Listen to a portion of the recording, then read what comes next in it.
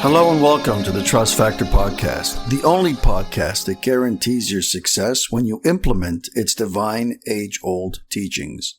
Hey everybody, hope you're having a great day and thank you for joining. I'm really glad you can make it.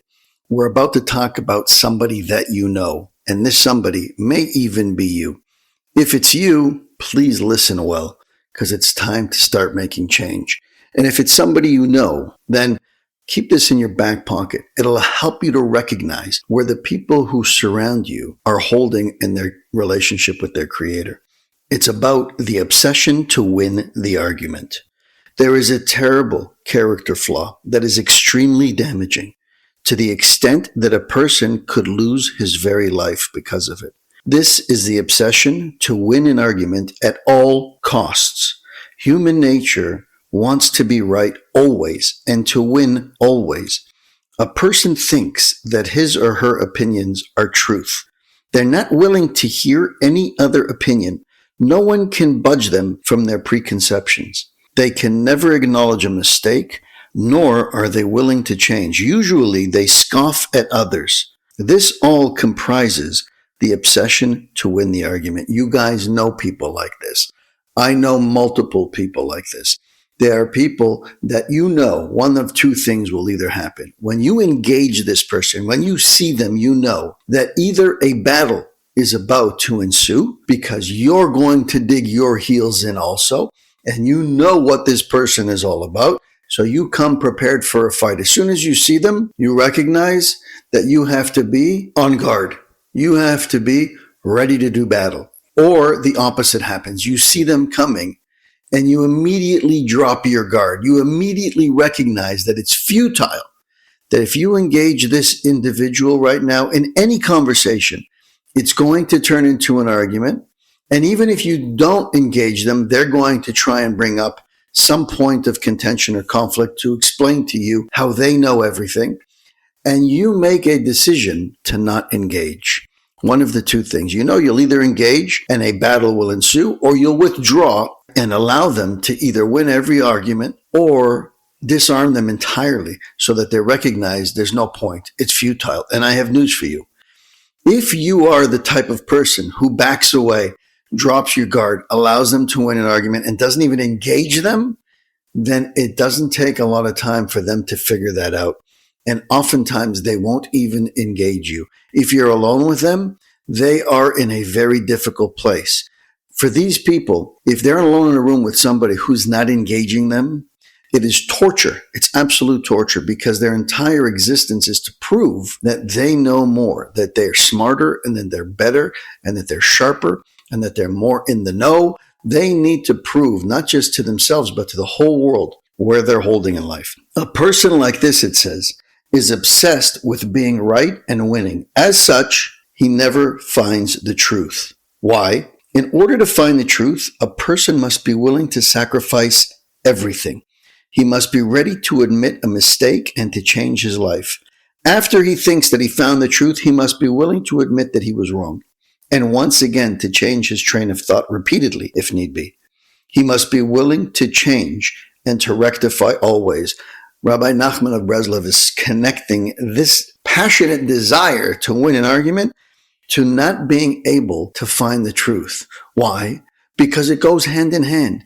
If you've been sold a bill of goods and you acknowledge and agree and accept that this bill of goods is real and true and you incorporate it into your psyche and you run around debating everybody who will listen on this very subject, then what happens is by nature, you are not open to learning new things. You are closed off to real progressive debate where you may actually learn something.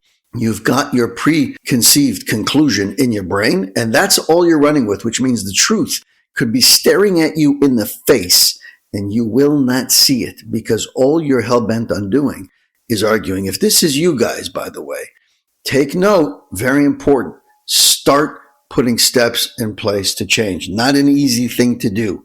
The more stubborn, the more difficult a person is, the more they just want to argue, the more difficult it is for them to undo that character trait. Nachman of Breslov writes that truth and the obsession to win the argument are mutually exclusive. For a person who is obsessed with being right and with winning will never admit the truth, even if it's staring at him in the face. Exactly what we just said.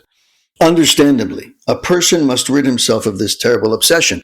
So now, hopefully, he's going to give us some tips. If this is you, listen closely. If this is somebody that you know, still listen closely because you may be able to help them.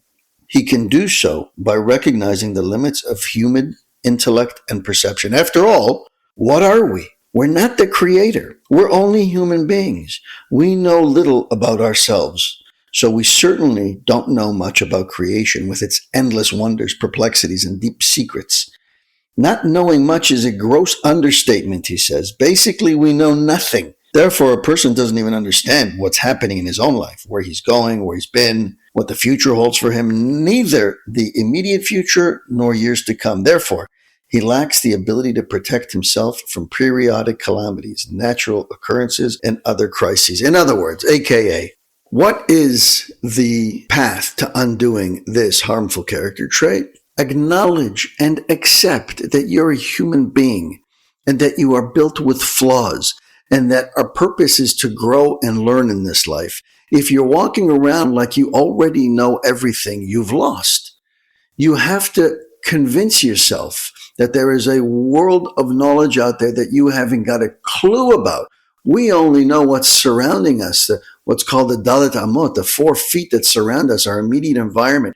That's all we know. And even that we don't know because we don't have insight into the previous existences of the people that surround us and the circumstances. But we think we know. That's why Rabbi Nachman of Breslov over here says that we really know nothing, because at the end of the day, it's a facade. It's really a facade. And we're here to learn and grow. Convince yourself, open your eyes and recognize that there is so much to learn. And every day we learn, we recognize not that we've learned more, but how much we really don't know. That's the start. Most importantly, a person must observe and admit that he can't succeed on his own. And if he can't help himself, he certainly can't help his family members and others. As soon as a person is ill in the slightest, all the more so if he's very sick, his arrogance becomes totally deflated, for he sees that he cannot control his own life. He has feelings of helplessness, fear, and anxiety. Is this really one day closer to the grave? That's what he's thinking. Bottom line, you get into situations in life where you feel helpless. You get into situations in life, if you have anxiety, then you deal with this on a regular basis. If you have fear, then you deal with this on a regular basis. The book over here brings the example of getting ill, because that's when you see, the women listening know about their husbands, right? It doesn't take much for a big, burly, strong guy who works in construction and can lift heavy weights to end up being a sack of potatoes in a bed, not capable of even getting up when he's got the slightest cold. So reality sets in when you face difficulties. Those are the times for you to recognize your frailness and your humanity and your weakness, and that will humble you. At the end of the day, I believe this all comes down to humility. All these things that he's pointing out here to say, cool your jets, my friend. Know who you are. Don't think too much of yourself. Recognize that you have a lot to learn. In other words, be modest.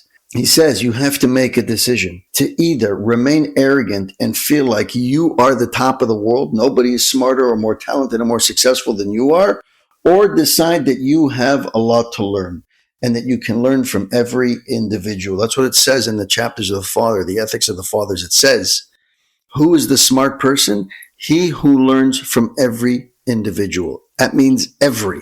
That means children. That means people who are older than you. That means people who are in different industries than you. That means people who you look down upon. Every individual on this planet has something to teach you. If you walk around with that outlook, with that mindset, that is the exact opposite of what we're talking about over here. And I have to tell you, I work on myself all the time to do that, to make other people's lives and their stories interesting, even though they may not be. It's about not focusing on you. Focus on the other individual. Listen to what they're saying and make it interesting to you. Take a real interest. Today, people don't have interest. All they have interest in telling you about is their life.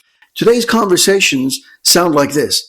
Here's what I did today. Oh, really? Here's what I did today. Oh, you know what I bought today? This is what I bought today. Oh, really? I bought this, that, and the other thing.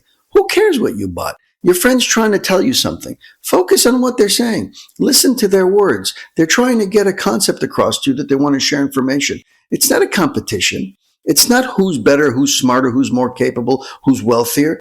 It's a friend who's trying to share information, to find and share like-minded information that we could then build upon. Why does everything have to be a battle? Because those individuals are terrified of being seen as out of control, not just by other people, but by themselves. It all comes down to a demand for control, because God forbid we should put our lives in somebody else's hands. Therefore, I know absolutely everything. Let's finish this off. It says, the wise person learns from everyone. Take into account that one must go through a number of stages to find the truth. At any given stage, a person might have to disassemble what he assembled. He must be ready to change. That way, his life is enjoyable and always interesting, because that individual is striving towards the ultimate goal that he was created to achieve. Have a great day, everybody.